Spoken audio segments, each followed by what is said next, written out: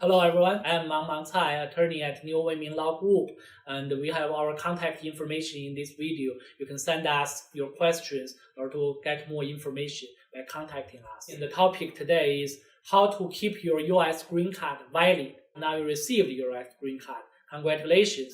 Then of course it's important to keep your green card valid. Do not have it expired or abandoned. So if you need to leave the US briefly, say shorter than 6 months, that's generally okay. If you need to leave the US for longer time, like longer than 6 months, but shorter than 1 year, well, it is usually also fine.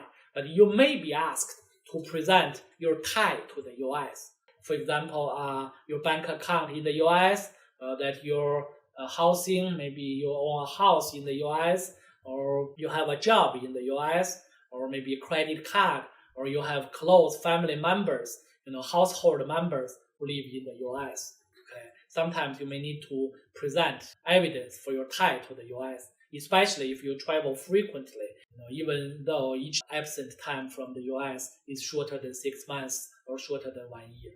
Okay. If you need to leave the US longer than 1 year, then your green card may become invalid.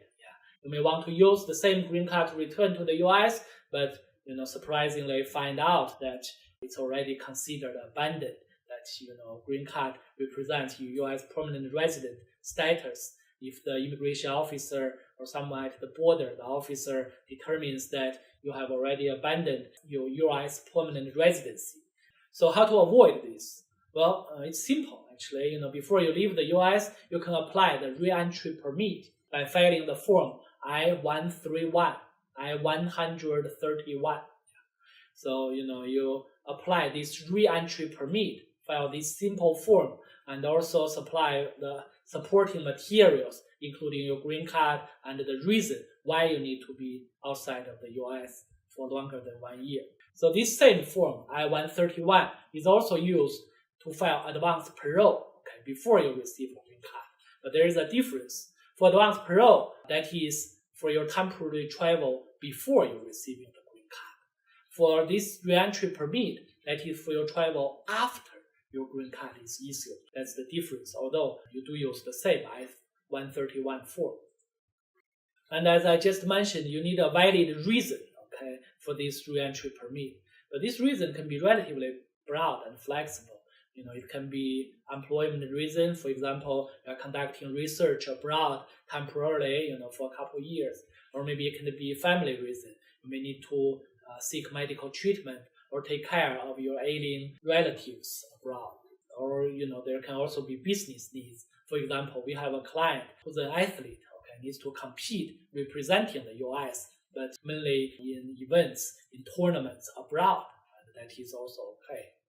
So this re-entry permit is valid for 2 years. And when the 2 years is up, you can apply a new one. Then when that 2 years is up, you can still apply a new one. Usually this 2, 4, 6 years should be long enough for you to finish the business abroad. And you also need to submit passport style photos and application fee. That is for this re-entry permit. Also, this re-entry permit application must be submitted while you are inside the US. It cannot be submitted from abroad. So after the submission, you are supposed to stay in the US until the fingerprinting is done. That usually comes within 1 month after the submission of the application. And after you complete the fingerprinting, you can leave the US. You can have the re-entry permit mailed to your address in the US. You can have your relatives or your friends to receive this re-entry permit for you and then deliver to you. In addition, as you know, your green card is valid for 10 years. After 10 years, you need to renew the card itself by filing the I-90 form. If you are not a US citizen by then, usually you can apply US citizenship within 5 years of receiving your green card. 3 years if you marry a US citizen. But there needs to be civil questions test and also English test. And even though your green card itself, the document expires, your permanent resident status remains valid. If needed, you can go to a local USCIS office to have your passport stamped which can serve as a temporary evidence of your permanent resident status while you're waiting for the replacement green card to be issued. So that's all for now. And again, the topic is how to keep your US green card valid.